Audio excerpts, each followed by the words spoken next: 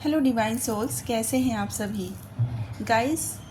आज डीएमडीएफ की current energy में हम सबसे पहले बात करेंगे कि चल क्या रहा है एनर्जी वाइज। बिकॉज़ जो रोज़ एनर्जी अपडेट मैं देख रही हूँ, दे भी रही हूँ, और मैं सभी के कमेंट्स पढ़ती हूँ। कोशिश करती हूँ कि मैं रिप्लाई कर सकूँ अगर जहाँ पर ज़रूरत है रिप्लाई करने की, जहाँ पर मुझे इम्पॉर्टेंट नहीं लगता है कि लोग समझ रहे हैं, और वहाँ पर मैं बस किसी तरह से आप लोगों तक अपना रिप्लाई पहुँचाने की कोशिश करती हूँ। जो भी हम एनर्जी अपडेट दे रहे हैं, मैं हमेशा कहती हूँ कि ज़रूरी नहीं है कि सभी के साथ एनर्जी रेजोनेट करे, क्योंकि हर एक की जर्नी अलग है, हर एक का टाइमलाइन अलग है। और जब आपको जर्नी के बारे में पता चलता है, उसके बाद आपने क्या किया, क्या इनर वर्क किया है, कितना कंसिस्टेंटली किया है, कितना आप उससे डेडिकेशन से अपना इनर वर्क कंप्लीट करते आए हो, या फिर आपने बीच बीच में गिव अप किया है, आप अभी कौन सी स्टेज में हो, इसके ऊपर डिपेंड करता है कि ये जो एनर्जी अपडेट्स हैं आपसे कब तक मैच करेंगे, कहाँ तक मैच करेंगे।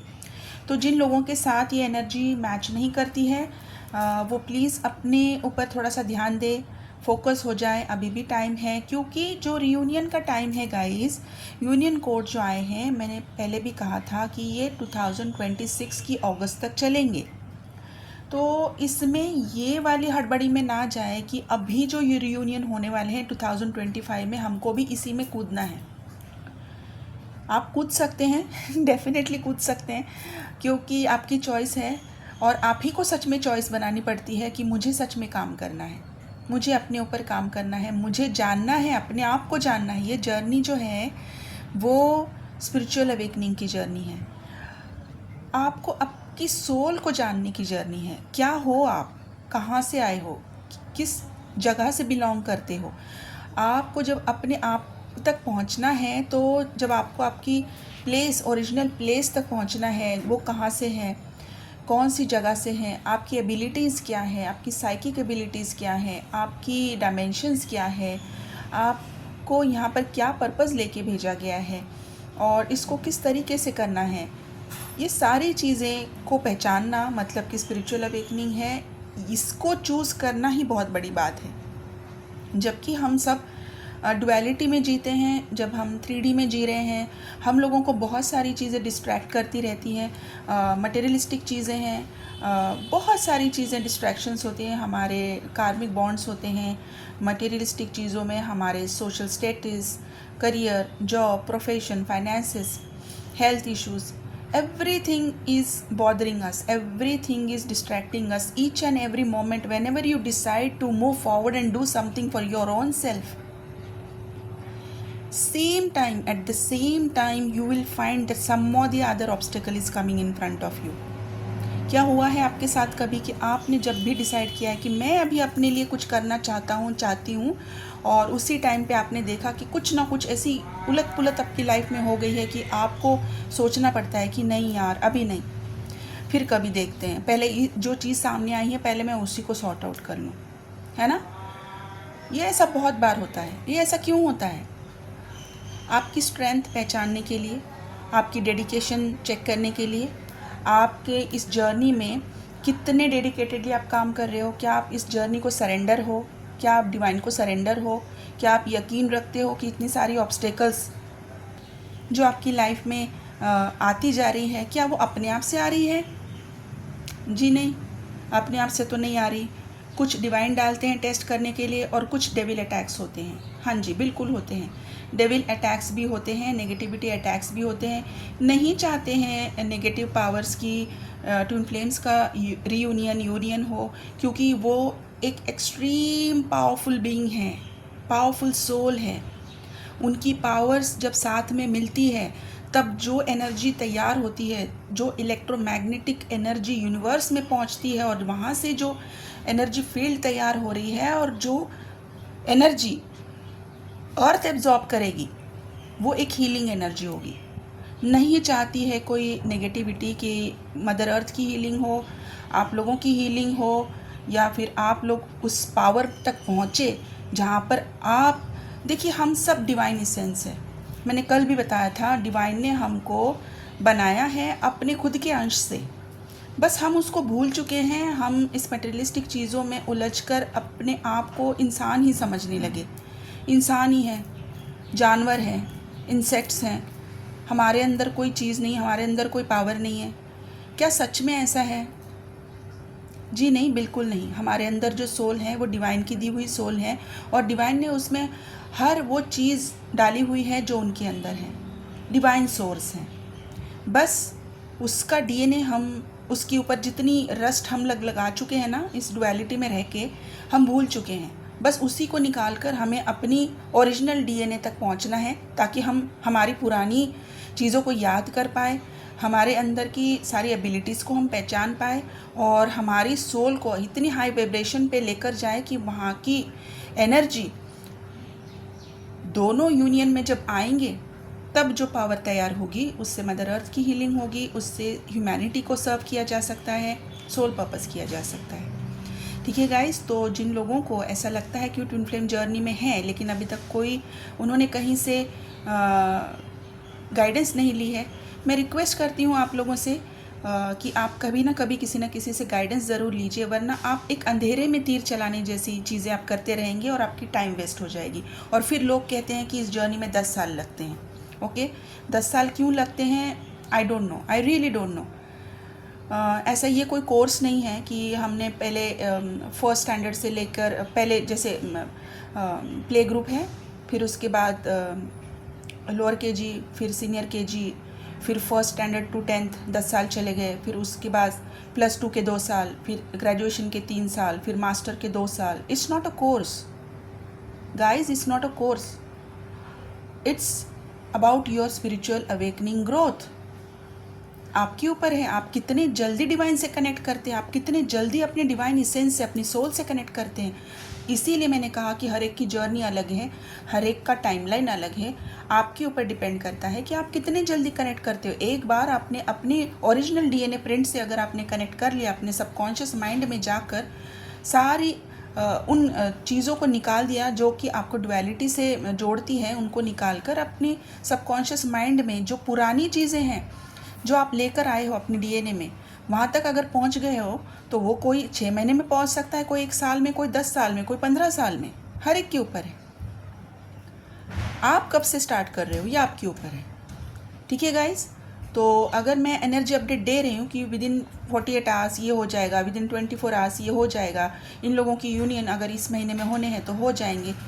अगर आपने काम किया है, अगर आप अपनी सोल एसेंस तक पहुँच चुके हो तो आपका होगा, और अगर आपने नहीं किया है, सिर्फ एनर्जी अपडेट देख कर जा रहे हो और फिर बाद में आप पूछते हो कि अगर नहीं हुआ तो क्या होगा,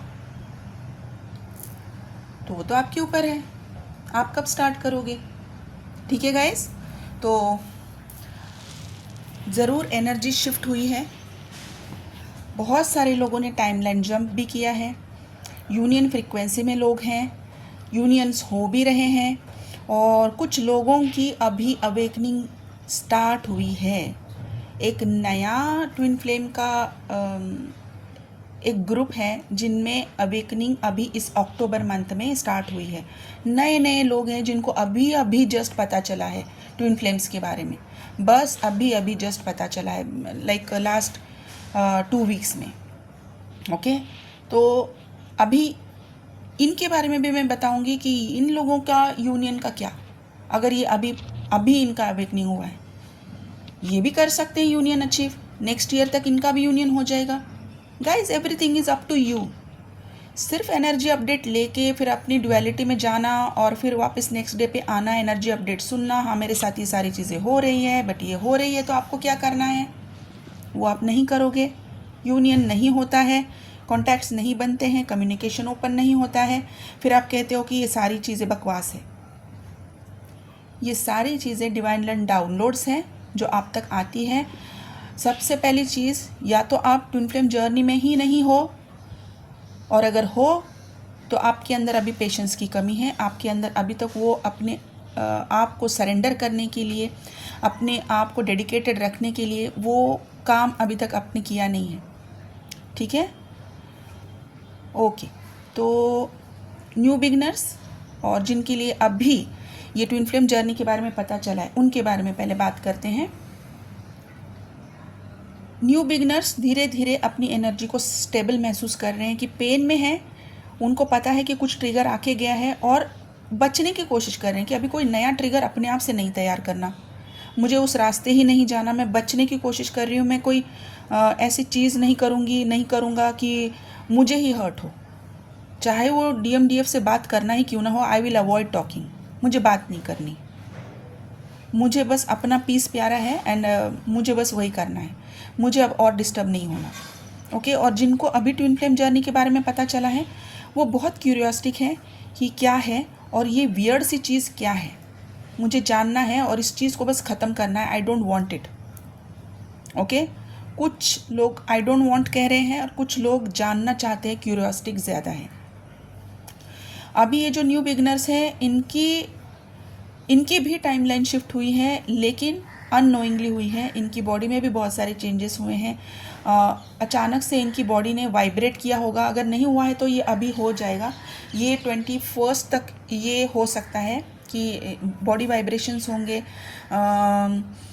अचानक से आपको बहुत सारा सुस्ती आना, लेज़ीनेस फील होना, लेथार्जिक, कुछ काम करने का मन नहीं, जबकि त्योहारों का टाइम है।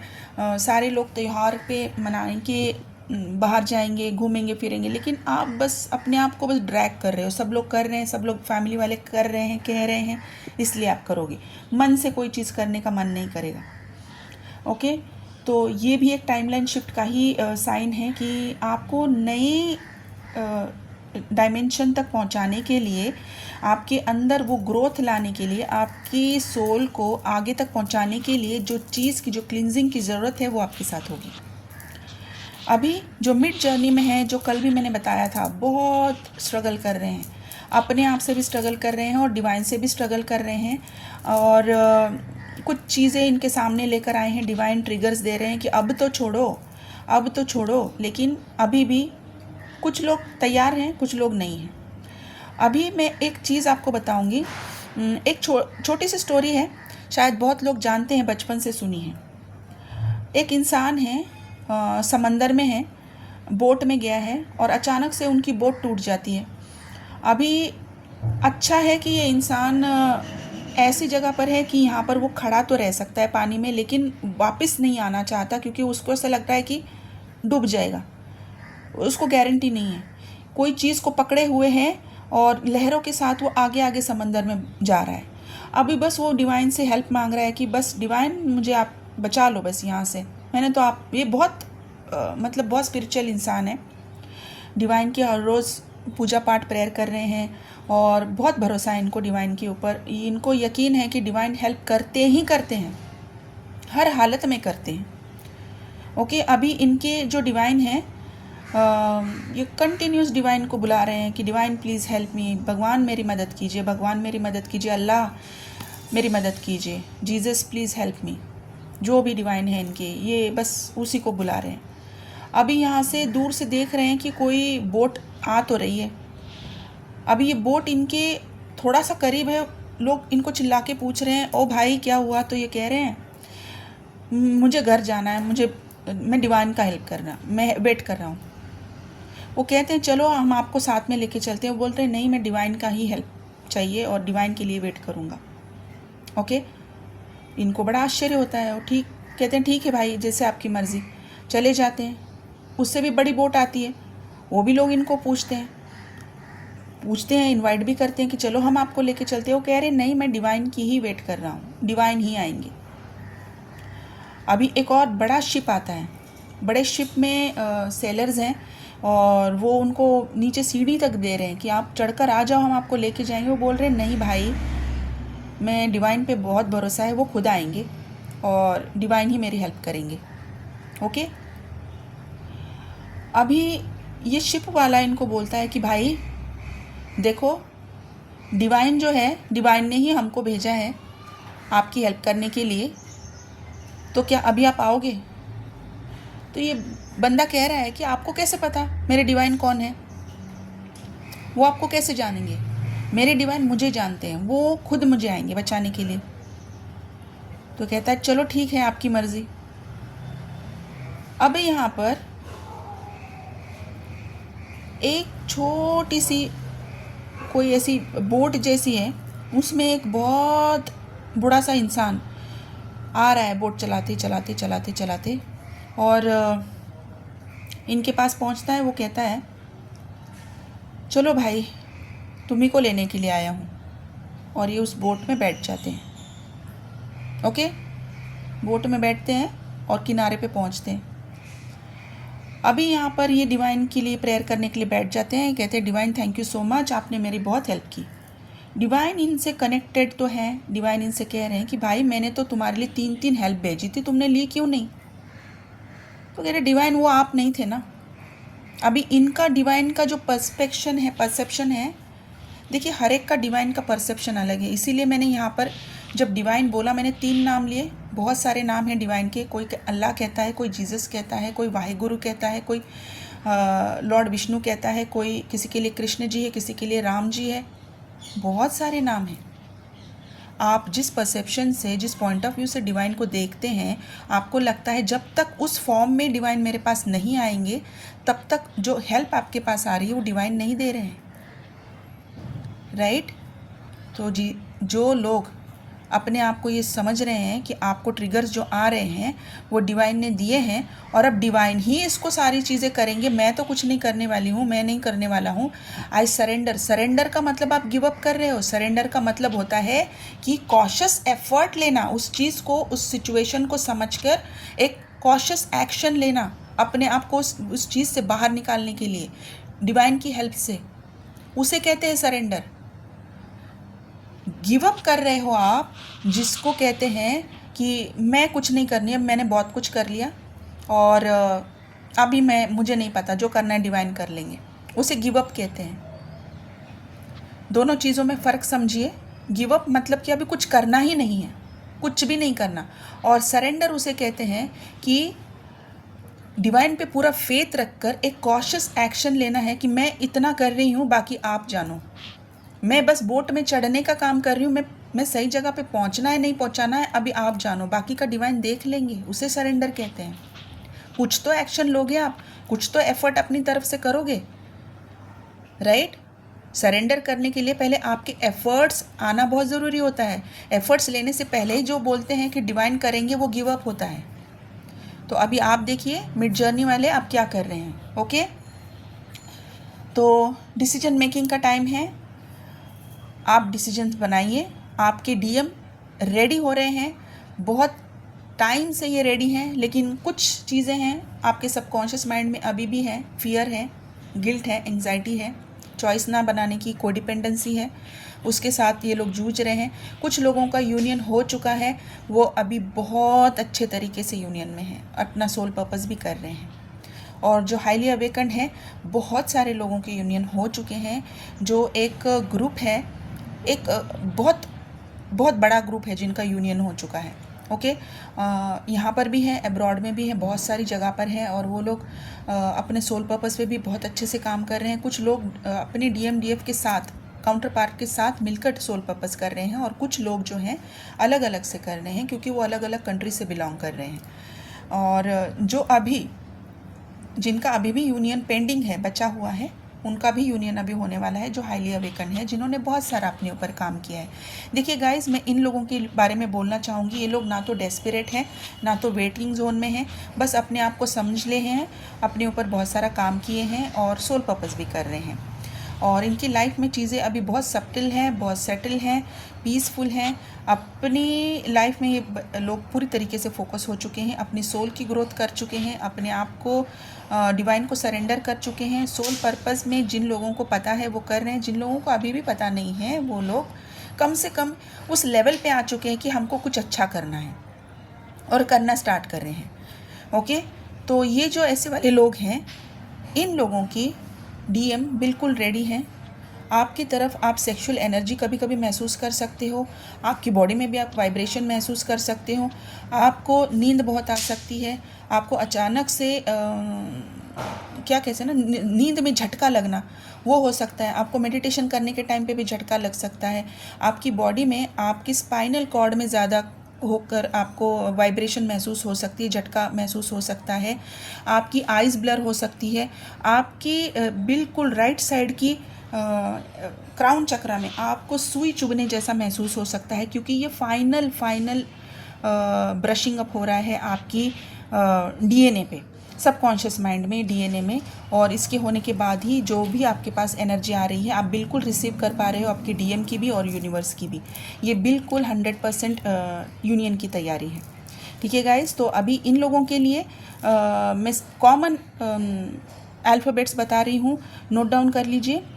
RSGDVBYLJMPKAZQ,